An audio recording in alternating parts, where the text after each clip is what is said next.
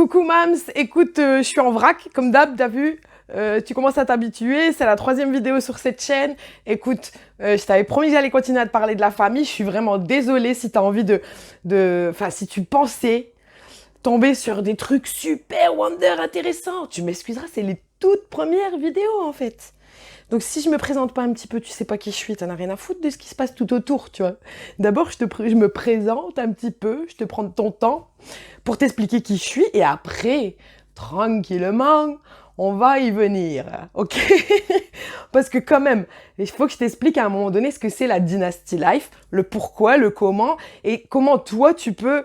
Mais t'as même pas idée ce que ça peut permettre en fait, d'avoir la mentalité Dynasty Life, de penser dynastie, de penser toi, ceux avant toi et ceux après toi, ton ascendance, ta descendance, ton arbre généalogique, ça devrait être ton but dans ta vie. Bref, c'est pas... Je peux pas résumer ça comme ça en une phrase. C'est pour ça que je vais te faire une vidéo entière pour t'expliquer ce que c'est la Dynasty Life. Mais aujourd'hui, je t'avais dit, on va continuer sur la famille. Parce que la famille, c'est toujours la base, c'est toujours le truc, c'est toujours aussi important en fait. C'est un truc de malade. Tu commences par compter ou par te représenter tous les membres de ta famille, ok? Donc ça peut aller jusqu'à ta petite cousine, ton arrière-grand-tante, le grand-père de ta cousine par alliance, on s'en fout. Et aussi ton père, ta mère, ton fils, ta fille, ton beau-fils, ta belle-fille, ton chéri.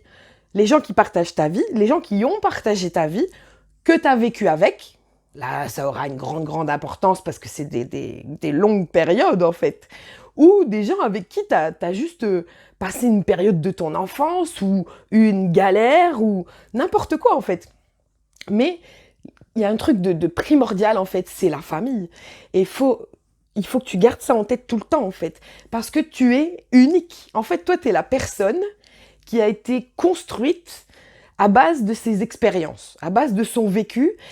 Alors, une expérience, c'est pas forcément « ouais, je vais vivre une expérience ». Et à base aussi de ce qui est rentré par tes oreilles, de ce que tu as vu, des conseils qu'on a pu te donner, des choses que l'un a dit à l'autre, mais toi, tu étais juste là avec tes grandes oreilles bien ouvertes. Et t'as entendu, ça t'a marqué d'une certaine façon, ou en tout cas, tu t'en rappelles encore maintenant, et ça peut influer sur ta vie, tu vois. C'est un truc de fou, la famille. Et donc... Comme j'avais prévu de commencer cette toute première semaine en te parlant de la famille, j'ai commencé déjà, je t'ai parlé de mon père, un peu. Je t'ai parlé de ma grand-mère, un tout petit peu. Enfin, ma grand-mère, une de mes grand-mères. Et donc, je vais continuer. Aujourd'hui, je vais t'expliquer ma grand-mère, l'autre grand-mère, et ma mère, bien sûr. Alors là, ma mère, quoi, tu vois. Donc, alors, il y a ma grand-mère que je t'expliquais hier, elle faisait les marchés. Alors, c'était la seule commerçante de toute la famille. J'ai jamais eu, ni avant, ni après, de commerçant dans la famille. Et pourtant, enfin, en tout cas, on me l'a pas rapporté, ça avait pas l'air d'être une mauvaise expérience. Souvent, dans une famille, quand il y a qu'une personne qui est à son compte, qui a son propre business, tu vois, et qu'il y en a qu'une, et que vraiment, enfin, il n'y en aura pas d'autres, c'est que ça s'est mal passé. Là, j'en ai aucune idée. Mon autre grand-mère, elle a été salariée toute sa vie, elle a été même... Mais elle faisait partie des salariés les plus... mal vus, enfin, pas mal vus. Moi, je vois pas mal, mais... elle avait des jobs uniquement dégradants, en fait, pour elle-même. Comment tu veux, normalement, dans un monde... en tant qu'être humain normalement constitué, comment tu veux te valoriser, avoir confiance en toi, être bien à l'intérieur de toi, normalement. Quand tu ramasses dans les champs, donc quand t'es pas agriculteur, toi, t'es employé agricole, enfin, tu fais la merde, en fait, tu vois. Ou quand tu es femme de ménage, enfin, comment c'est pas femme de ménage, c'est employé de maison. Ou quand t'es employé de maison, ça veut dire que t'es le pauvre qui vient au service du riche et puis tu fais le larbin, en fait. Donc ma grand-mère, elle a fait ça toute sa vie. Mon autre grand-mère, pas celle qui faisait les marchés que je t'ai expliqué hier, mon autre grand-mère. Toute sa vie de salarié, parce que c'est la plupart de sa vie. Elle a aussi élevé ses enfants, mais à l'époque, tu savais aussi accoucher, puis 3 jours après repartir au champ, ça aussi elle l'a fait. Donc elle a une grande partie de sa vie, elle a jamais été au chômage en fait, tu vois.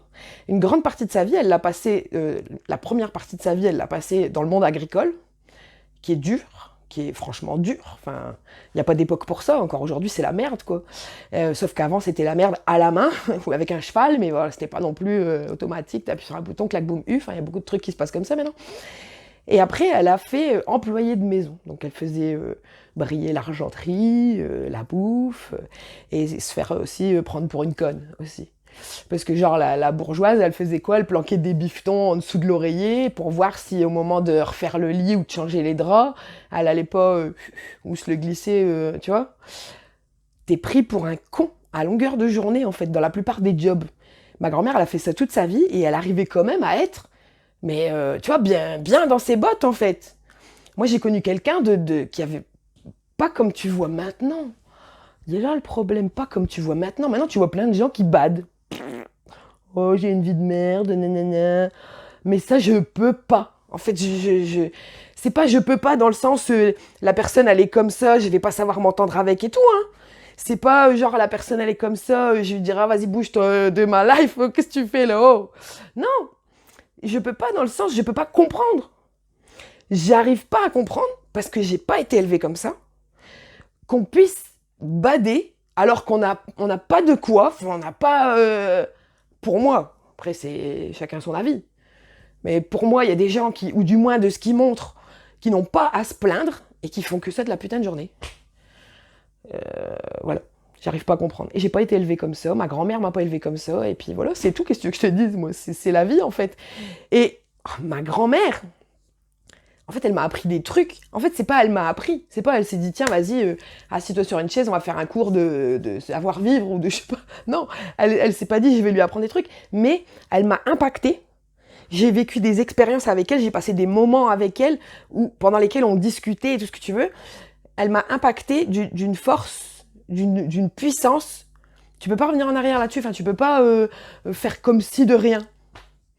Quand je te disais là, dans la dernière vidéo qu'il y avait une bonne partie de ma famille achetée, et ben dans ceux-là, il y en a qui crachent sur ma grand-mère, façon de parler, qui crachent. On a la même grand-mère en fait, tu vois, genre des cousines à moi et tout, qui sont à 0%, à moins 10, moins 100, moins 1000%, reconnaissant d'avoir grandi, d'avoir été porté par une famille comme ça, par un environnement comme ça.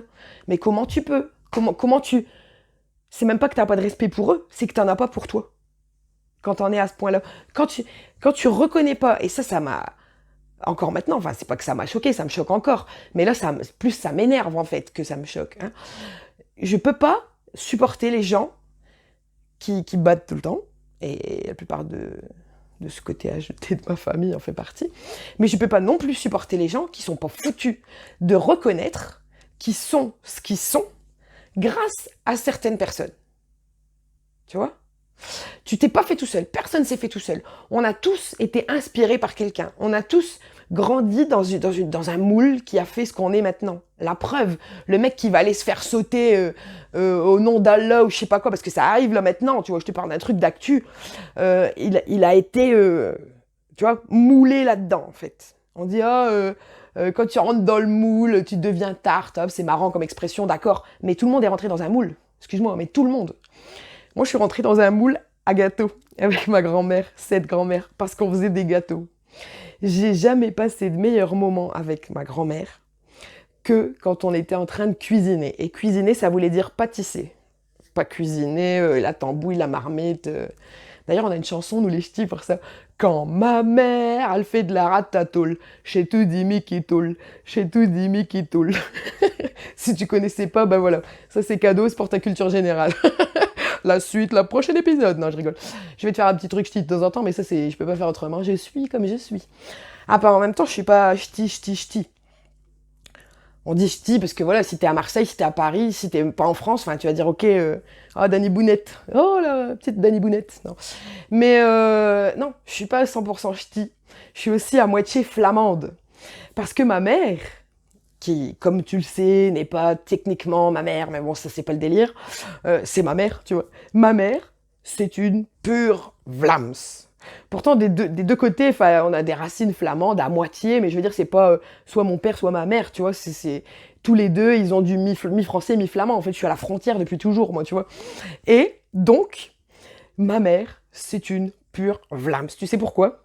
Parce qu'elle est têtue comme une mule. C'est une brique.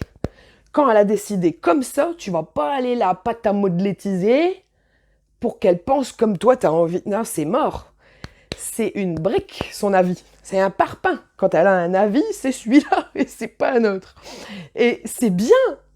J'adore. Enfin, qu'est-ce que tu veux critiquer là-dedans, en fait? Ça peut être que bénéfique. Parce que là, maintenant, on rentre dans la période la plus sombre pour ça, de l'histoire. Les gens n'ont pas d'avis. Les gens n'ont pas de... La plupart des gens n'arrivent pas à avoir un avis qui est le leur à eux. Je vois plein de gens qui ont besoin de validation, qui ont besoin qu'on leur dise « Ah ouais, c'est vrai, la façon que tu penses, c'est bien. Parce que moi aussi, je pense comme toi, donc c'est bien. » Mais ça, c'est débile, parce que t'as un autre qui va dire « Ah ouais, non, mais... Ah bah non, ça, c'est pas bien. Moi, je pense pas comme toi. Alors, la façon dont tu penses, c'est pas bien. » Et si t'as besoin toujours d'un avis extérieur comme ça, mais tu cours à la ruine, en fait, dans ta tête. Tu fonces dans le mur, en fait. Tu fonces dans le mur. Parce que c'est comme ça. Parce que toi, t'es l'être humain unique et tu le seras toujours. Et en tant que personne qui est pas copiable, qui est pas duplicable, on peut pas prendre ton âme, ton esprit, ton cerveau, j'en sais rien comment t'appelles ça, enfin ce qu'il y a là-dedans. On va pas dire ton cerveau, parce que prendre ton cerveau, si ça on peut. Mais on va pas prendre qui tu es et aller le foutre dans un autre corps ou dans un droïde ou dans je sais rien quel robot qu'on va nous inventer, tu vois, ou dans ton Roomba qui est en train d'aspirer la baraque, je sais pas. On peut pas te transposer toi et ta personnalité dans un autre corps ou dans une machine ou je sais pas quoi. Toi, t'es unique, t'es toi-même. Et si tu t'assumes en tant que tel, moi j'ai toujours vu ma mère, aussi têtue soit-elle, et franchement, là, c'est pas en tant que défaut que je te dis têtu, c'est en tant que qualité, parce que c'est une qualité d'être têtu. Tout le monde croit le contraire, mais c'est une putain de qualité d'être têtu. Si t'es têtu et que tu tiens ton avis, t'as un avis, t'es pas obligé d'avoir un avis sur tout, hein. Des fois, il y a des trucs, tu t'en bats juste les couilles, en fait, hein.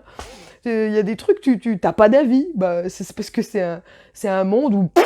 Ah merde, ça va couper, j'ai plus de batterie. Bon, bah écoute, on parlera de ça la prochaine fois, bah du coup...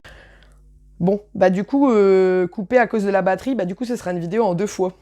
Bah si tu veux voir la partie 2, parce que du coup, moi aussi, ça m'a coupé mon délire, là, tu vois. Si tu veux voir la partie 2, où je vais encore te parler de la famille, parce qu'on est encore dans la semaine de la famille, et bah tu t'abonnes, comme ça tu auras la suite. Et puis c'est tout simple, hein, voilà, juste tu t'abonnes, et puis à la prochaine, bis bis.